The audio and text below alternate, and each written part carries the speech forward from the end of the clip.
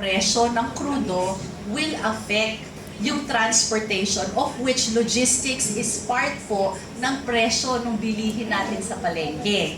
Bukod pa po doon sa ginagamit na krudo ng ating mga magsasaka sa kanilang mga traktora, ating mga mangingisda, no? So it affects the whole value chain. Pero what we had to understand and embrace was the Department of Agriculture cannot do it alone.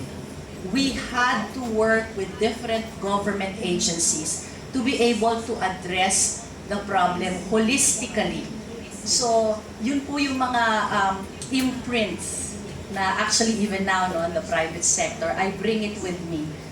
There is no such thing as a super government agency na nag-iisa lang, na nagsosolve ng problema on their own. PRRD was, I think, from my point of view, kasi USEC lang naman po ako, but he was always for interagency coordination. And I think that worked during that time. And hopefully, that is also something that can be a practice.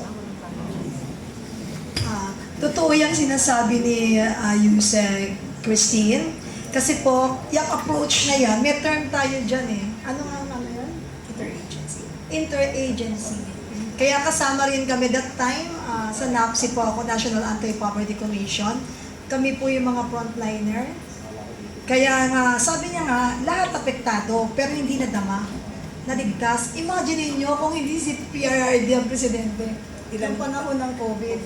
Baka nakalatag na yung mga dyan, dead. Patay.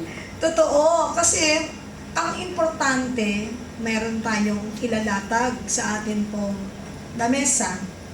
Pero hindi ganun lang. Hindi lang magpo-produce ng mga kung ano-ano, mga bentahe o kakainin sa lamesa ang DA. Maraming konektado, farmers, etc.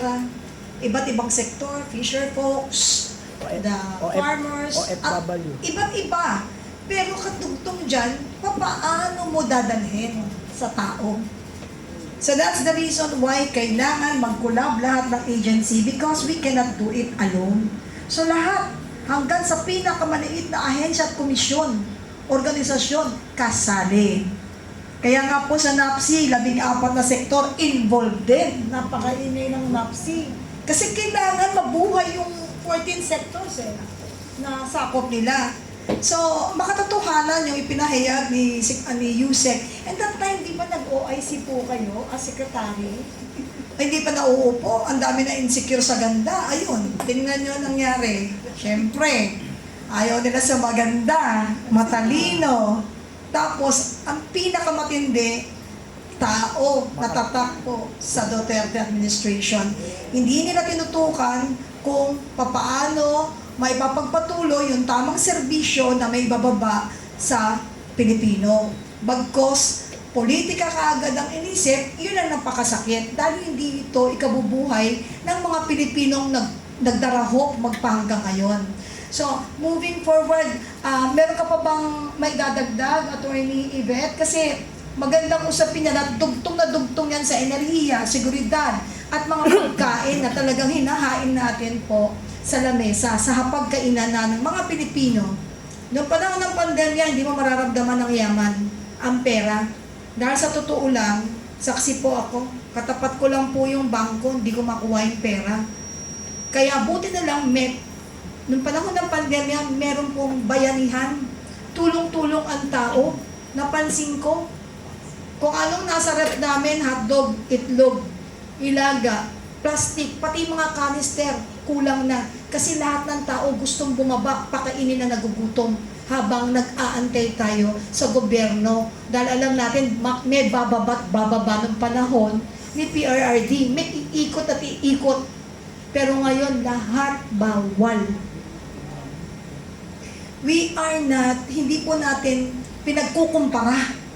Dahil kinukumpara lagi nila at hindi makatotohanan dahil uncomparable po yung nakaraang administrasyon, lalo na nung panahon ng pandemya. Dito lantad, nangyayari pa rin magpahanggang ngayon, ibalik natin sa usaping flood control. Flood lang ang natira na wala si control. Diba?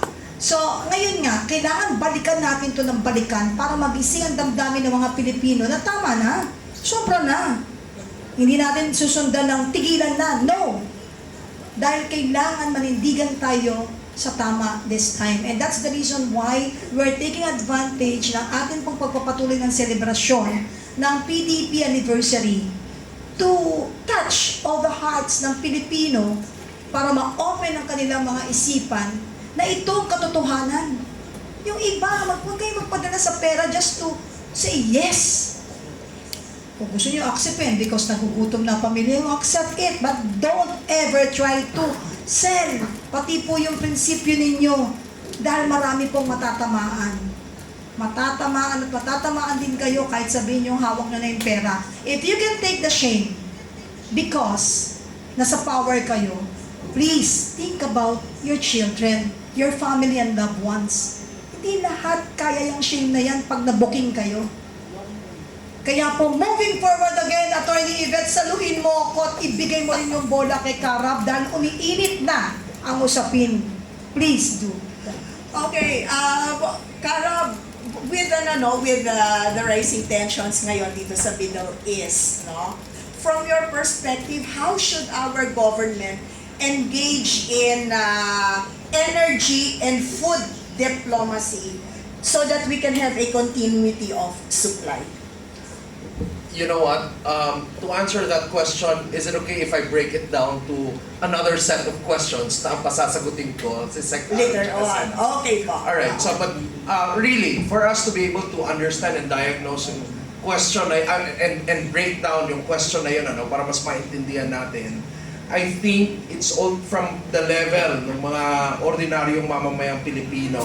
I think it's very important that we also understand kung ano yung magiging yung, di ba, may Middle East conflict na nangyayari ngayon. So, paano yung conflict na yon mag-aapekto dun sa mga oil prices natin, fuel supply, electricity cost, pati na rin yung inflation here in the Philippines. Because those are the things na importante sa atin, tama ba? No? And those are the things na pwedeng sagutin in terms of, policy and by experience, anong nangyari during sa time to draw insight sa anong ginawa nila sa time ni Tatay Digong. So that's why I said I want to be able to break that down just so that we will have basic facts na pwede natin tingnan and then eventually we can look at some insights para dun sa solusyon. On the other hand, gusto rin natin itanong, i-break down na paano yung kung mangyayaring magkakaroon ng oil price hike and all, how is that going to affect yung rising oil, pati yung shipping cost na maapektuhan in terms of food supply, food prices dito sa Pilipinas. Because when we are able to understand that, malalaman din natin kung gaano ka-epektibo yung gobyerno natin ngayon in terms of whether they're really addressing the problem at a level na makaka-apekto sa ordinaryong Pilipino. So that's why I want to ask both of our, na naging part ng administration natin.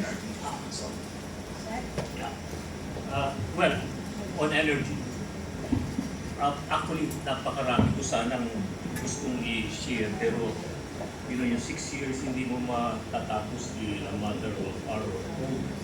But let's limit the discussion first on the prevailing situation. No? Iba kasi yung landscape noon, iba yung landscape ngayon. No? So, ibang perspective ang nakikita natin. So, siyempre, ang energy, sinabi ko kanina, this energy, fuel, everything, it will affect, the situation now will affect our economic competitiveness. Kasi alam naman natin na tayo, ang Pilipinas, medyo agabyado sa economic competitiveness. Talo na rin tayo ng Vietnam. No? Tayo na nangungulelat. Bakit? Dahil our cost of production mataas. Tourism, hindi tumupunta dito. Why? Matataas ang presyo. Now, with all of these things happening, lalo tayo maapektuhan, tataas ang presyo. So it will affect the economy. As it affects the economy, tayong ordinary Pilipino, tayong mamamayan, maapektuhan. Ngayon, itong pagtaas ng crudo, pagtaas ng petrolyo, alaman ninyo, pagtaas na yan, pati ang kita ng gobyerno tumataas din eh. Bakit? Because of the VAT. So that's what, VAT. Pagtaas ng presyo, VAT. Kikita. Ngayon, under the train law, there is that we call the excise tax on fuel. Diba? Excise tax on fuel. I think it's 10%. Pagkataas ng fuel, taas din yung kita ng gobyerno. Kaya katulad kung nagbebenta ng 50 ang fuel, 10%, 5. Kung kumabot ng 60, 6. So pataas ang kita ng gobyerno. Kaya there is